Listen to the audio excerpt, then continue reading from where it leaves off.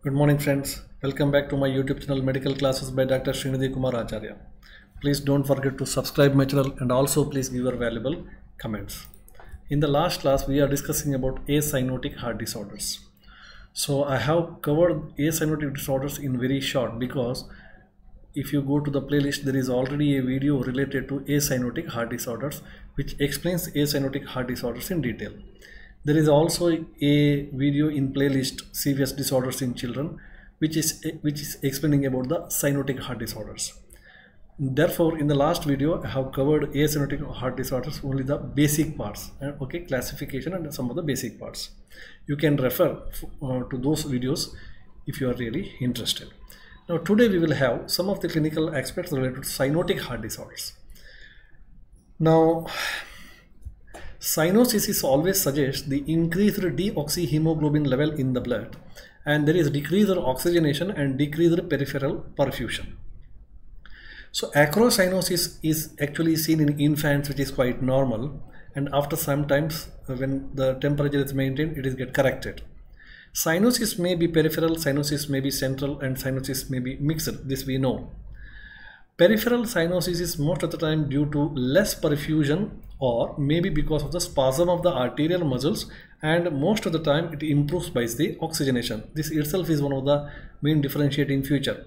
If cyanosis disappears by oxygenation, most of the time it is peripheral cyanosis. But in case of central cyanosis, there will be mixing of the pure and impure blood, as happens in case of some of the cardiac problems related to shunt pathologies. Okay, so in case of central cyanosis, there will be mixing of pure and impure blood, and the oxygen partial pressure that will going to fall. The oxygen saturation level going to fall. Almost all it comes to the average level, 50%. So that leads to cyanosis. And some of the acyanotic heart disorders may also lead to cyanosis. One of the example is a left to right shunt. When it get reversed, right to left shunt, so then there may be reversal of the shunt. This also we have discussed previously.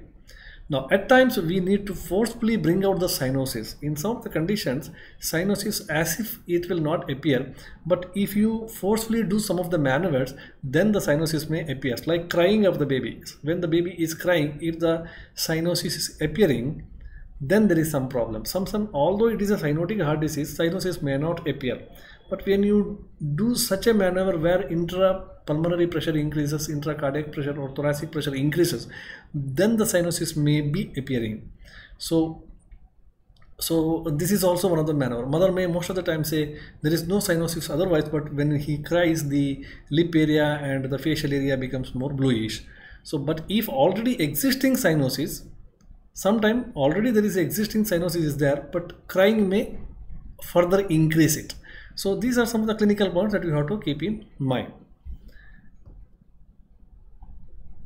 Now many times mother says that child is looking bluish for some time when he is crying. Yes, okay, this is the common symptom.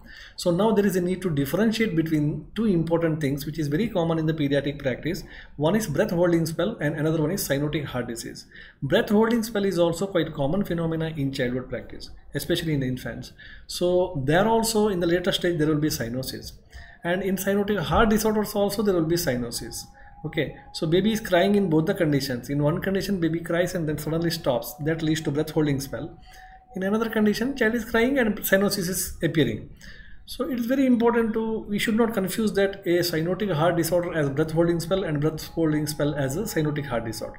So it is very important to understand the sequence of events that occur in both situations. Once you are very clear about the sequence, then the things are very clear. Now what actually happens in case of breath holding spell? Crying will be initiated by certain triggers like not picking up the baby immediately or any other painful conditions or stubborn child, etc.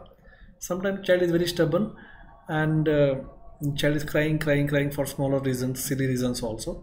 Sometimes child experience some pain because of which the crying started, then it go for breath holding.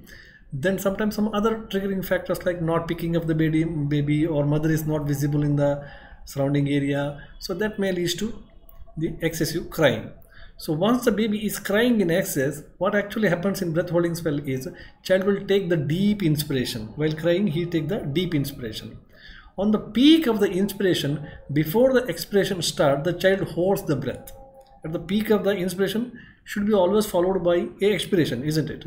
Inspiration should be always followed by expiration. But what happens in breath holding spell is baby hold the breath there only, and it will not go for expiration. So either it stop the cry or stop the respiration. So when he hold the breathing there at the peak of the inspiration, either the cry will stop or the respiration will stop. So there will be apnea. So that basically there is suddenly stop the respiration and suddenly stop the crying also. And baby is stop the respiration. Therefore baby is in the stage of the apnea and child will be unresponsive. Okay, child is totally unresponsive. Now the mother is totally panicked. Now then there will be a cyanosis gradually developing, because when there is no breathing taking place, definitely cyanosis will come because oxygen saturation fall down. So then there will be cyanosis developing, and now the child is looking bluish. Okay, so child will be now totally unresponsive and ploppy. On lifting, if you lift the baby, it is just like a rope, totally hypotonic, just like a rope. Now this leads to hypothermia and bradycardia. See the events. First there is inspiration stopped at the peak of the respiration, child stop crying, then unresponsive, then the child develops the cyanosis, then the child is just like hypotonic or rope like, and then child start hypothermia because breathing is not taking place, hypothermia, and then comes bradycardia. So any activity which increase the intrathoracic pressure or work like cry or exercise or playing etc. may lead to this condition. Okay. So there will be cyanosis. If the same stand for a long time, then the child will be unresponsive. So this is actually the events which is taking place in the breath holding spell. As there is development of cyanosis in between, this may create some confusion with the cyanotic heart disease. Whereas cyanosis which is occurring, this is how the cyanosis occur. Okay, so if the mother says my child is bluish, then you ask all these events whether this happened or not. If it has happened, then it is a breath holding spell. Okay, but what actually happens in case of cardiac disease, cyanotic cardiac disease, child with cyanosis in cardiac disorders, child is comfortable actually. Child is not having any apnea and all. Child is comfortable, but still he is having cyanosis. And there will be clubbing, and there will be not always a central cyanosis. And clubbing takes place months to develop. So cyanosis is very slowly developing if it is a case of cyanosis due to cardiac disease. Okay, oxygen will improve most of the times, but usually cyanosis in respiratory disorders usually is seen in case of chronic respiratory disorders, and child will be sick and clubbing may or may not be present. Now, see, breath holding, how to differentiate, we got it. Now, how to differentiate cyanosis of the cardiac disorders?